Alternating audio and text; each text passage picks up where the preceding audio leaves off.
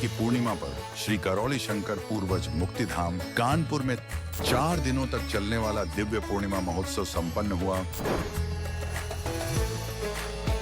3 महीनों बाद दरबार में ऐसा आयोजन हुआ जिसका इंतजार हर साधक, हर भक्त, हर शिष्य बेसब्री से कर रहा था। हजारों की संख्या में भक्त और शिष्य दरबार में उमड़ पड़े। दरबार ने अपने भक्तों और शिष्यों के कल्याण के साथ साथ उत्तम व्यवस्था बनाए रखने के लिए कुछ विशेष शक्तियां खोली हैं, जिससे यह आयोजन और भी दिव्य बन गया। दरबार की एक व्यवस्था है, दरबार ने व्यवस्था बना रखी है। यहाँ गरीबों के लिए भी है, उसके लिए भी जिसके पास कुछ नहीं है, उसके लिए भी जिसके पास सब कुछ है। दरबार ने ऐसे बनाया। तो ध्यान साधना के कार्यक्रम दरबार खोलेगा। दरबार ने वो शक्ति खोल रखी है कि आप ध्यान साधना से भी आप आगे बढ़ेंगे तो भी आपके कष्ट जाएंगे। जैसे कि ये सब बैठे जिन्होंने दीक्षा ली है, ध्यान साधना से कष्टों से मुक्ति। भक्तों ने दरबार से दीक्षा किट प्राप्त की।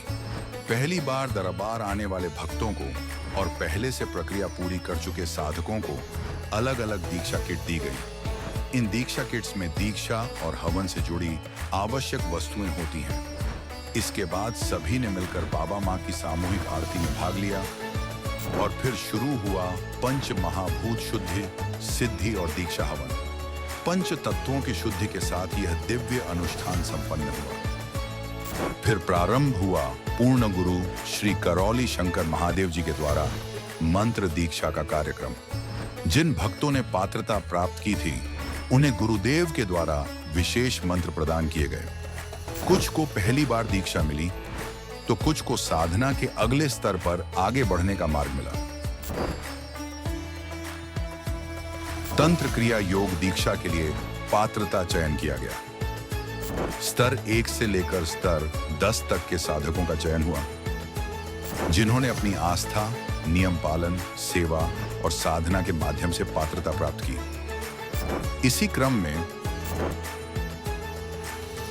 जिन भक्तों का चयन 1 से 10 स्तर तक के लिए तंत्र क्रिया योग साधना हेतु हुआ था, उनके साथ आज सुबह में रुद्राभिषेक संपन्न हुआ।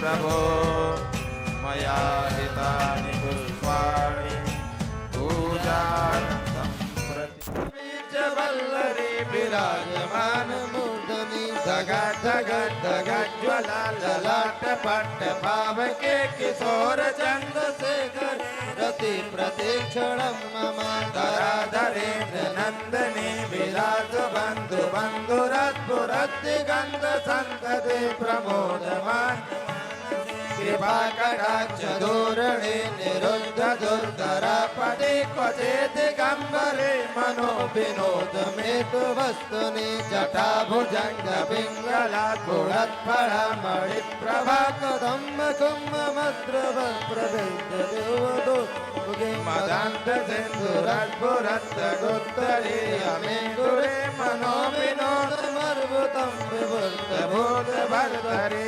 सहस्रलोचन प्रभित शेषलेख शेखरा प्रसून धोर धोरणे विधुतराट प्रेट भुजंग राजमालया निबद्ध जाट जूट का श्रेय चिराय जाय तम चकोर बंधु शेखरा ललाट ज्वलंजया ज्वलंजया कुलिंगदा निवेद पंच सायकम निम्बनायकम सुधामयो कलेकया विराजमान शेखरा महाकपाल संपदे शिरो जटाल मस्तुना कराल बाल पट्टिका धगत धगत ध्वरंजल ध्वनंजया हुति कृपा प्रचंड पंच सायके धराधरे नंदने कुचग चित्र पत्रिका प्रकल्पने कसिल्बने तिलोचने रतिर्ममान नवीन मेघ मंडली निरुद्ध दुर्ग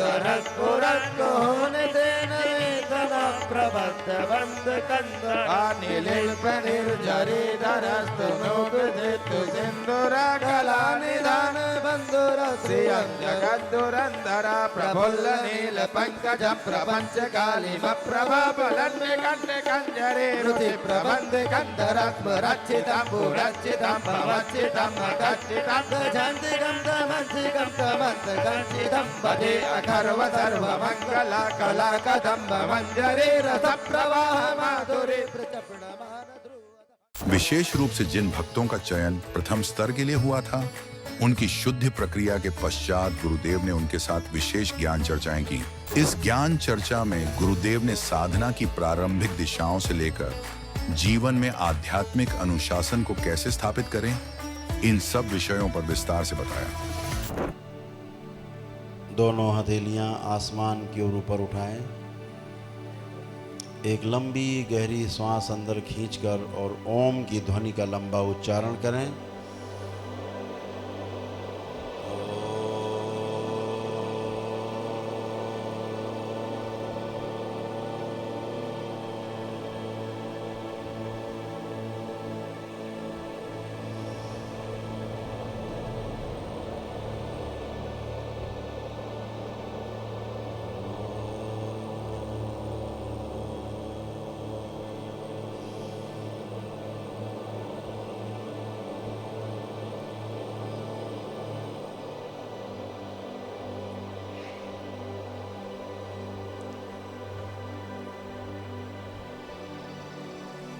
तीन बार ओम नमः शिवाय का उच्चारण।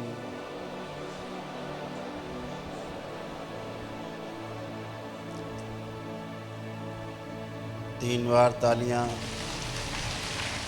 जांघों पर हथेलियां आपस में रगड़ें, हथेलियां नेत्रों पे रखें। तीन बार करके बहुत धीरे धीरे, बहुत धीरे धीरे अपने नेत्र हथेलियां आँखों पर रखे रखे ही खोलेंगे। बहुत धीरे धीरे, बहुत धीरे धीरे। ध्यान करने में इतना आनंद है, और एक दूसरा रास्ता भी है ध्यान देना। जब प्रत्येक कार्य के प्रति आप अपना ध्यान देते हैं पूरी तरह, उसका भी अपना एक अलग ही आनंद होता है। कभी वो भी करके देखो।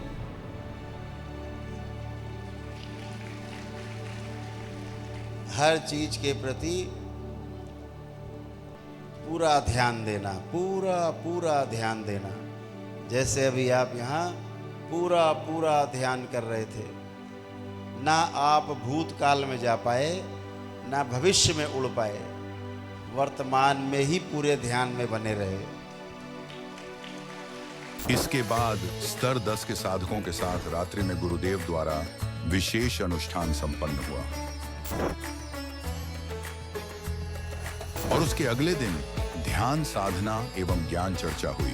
विचार उठते ही हैं, उठते रहेंगे। भाव आते हैं, आते रहेंगे। इन्हें रोका नहीं जा सकता, लेकिन ये सारे आपकी वृत्ति के अनुसार होंगे। आपके चित्त में जो स्मृतियां हैं उनके अनुसार आपके भाव और विचार आएंगे। तो आपका सारा ध्यान इस पर रहे कि हमारी जो स्मृतियां हैं वो गलत न बनने पाएँ, और हमारे चित्त में वो संग्रहित ना होने पाएँ, इकट्ठी ना होने पाएँ, क्योंकि आपकी स्मृतियों के अनुसार ही फिर आपका संसार बनता है। तो स्मृतियों पर विशेष ध्यान देना है, अपने चित्त पर विशेष ध्यान देना है, क्योंकि चित्त की जो दृष्टि है हमेशा वृत्ति पर रहती है। अगर चित्त आपका शुद्ध है तो वृत्ति पे उसका कड़ा अंकुश रहता है, और वृत्ति शुद्ध है तो वृत्ति की दृष्टि सीधे मन के ऊपर रहती है। तो मन आपका शुद्ध और पवित्र बना रहता है, और जब मन शुद्ध और पवित्र रहता है तो संसार में किए जाने वाले प्रत्येक कार्य आपके द्वारा हमेशा लोक कल्याण के ही कार्य आप कर पाएंगे, अच्छे कार्य कर पाएंगे आप। इस बात को हमेशा समझ लीजिए। और चित्त पर जो नियंत्रण होता है वो बुद्धि का नियंत्रण होता है। बुद्धि सीधे दृष्टि अपनी चित्त के ऊपर रखती है। आपका विवेक सबसे आगे रहता है। विवेक जो है ना, बुद्धि का आभूषण है। उस विवेक के अनुसार आप निर्णय लेते हैं, चित्त में संग्रह होता है। और बुद्धि पर जो नियंत्रण होता है, बुद्धि पर जो सीधी दृष्टि होती है, वो आत्मा की होती है। आत्मा बुद्धि पर दृष्टि रखती है। और इस प्रकार दरबार में पूर्णिमा महोत्सव सफलतापूर्वक संपन्न हुआ। हरिहर।